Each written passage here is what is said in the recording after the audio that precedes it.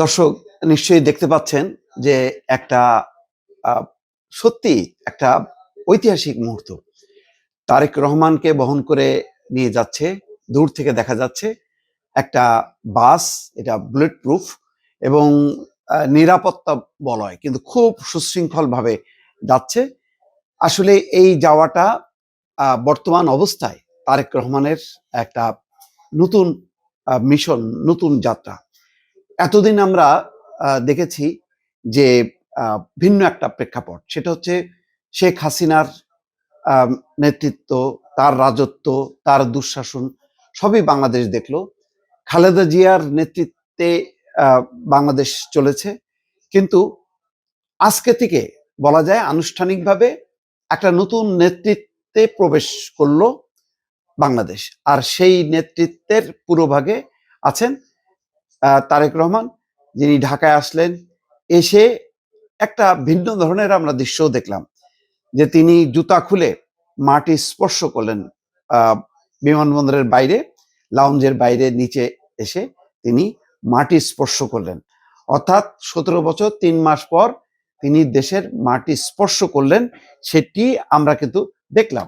দর্শক, এই এইগুলি হচ্ছে সবই হলো বার্তা। এটা এটা নিঃসন্দেহে একটা বার্তা যে দেশের মাটি তিনি স্পর্শ করলেন। দর্শক, এই যে বাংলাদেশের এখনো প্রধান দল বিএনপির, তার চেয়ারপারসন বেগম খালেদা জিয়া, তিনি বেঁচে আছেন, কিন্তু তিনি মারাত্মক অসুস্থ অবস্থায় তিনি হাসপাতালে আছেন। বলা যায় কার্যত ভারপ্রাপ্ত চেয়ারম্যান তারেক রহমান হলেও তিনি কিন্তু আসলে এখন দলকে নেতৃত্ব দেবেন, দেশকে নেতৃত্ব দেবেন, দেশের মানুষকে নেতৃত্ব দেবেন, এই ব্যাপারে আর কোনো সন্দেহ নেই। আজকে বিমানবন্দরে আসা, সিলেটে আসা, তারপরে ঢাকায় আসার পর থেকে তার যে যাত্রা, তার নিরাপত্তা, শৃঙ্খলা, তাকে ঘিরে দলের নেতা কর্মীদের যে উচ্ছ্বাস, সবকিছু কিন্তু বলে দিচ্ছে যে বাংলাদেশের একটি নতুন রাজনৈতিক ধারা শুরু হলো। যেই ধারাটার নেতৃত্ব দেবেন তারেক রহমান। তিনি অনেকগুলো কারণে, আমি এর আগে অনেকবার বলেছি যে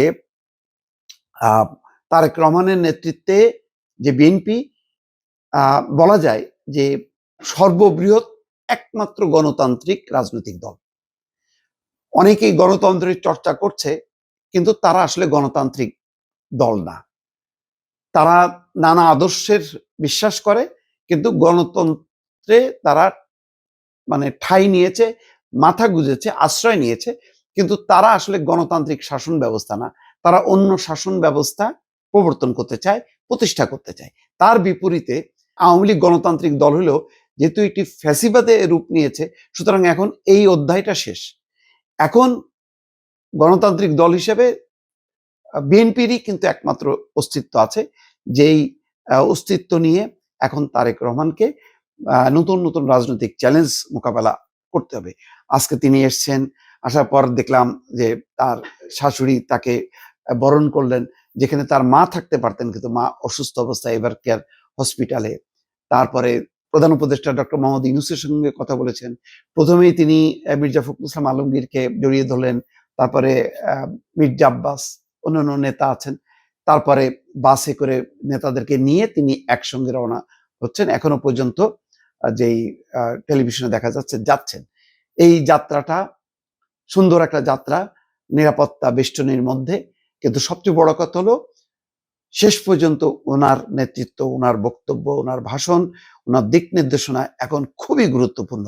তিনি পারেন একমাত্র জাতীয়তাবাদী গণতান্ত্রিক শক্তিকে ঐক্যবদ্ধ করতে, কারণ অন্য কোনো নেতা নেই। ডক্টর মোহাম্মদ ইউনূসের ব্যাপারে আশা করে লাভ নেই, কারণ তিনি তো আর রাজনৈতিক কোনো দলের নেতা নন। তিনি সাময়িক কালে, সংকটকালে তিনি এসছেন।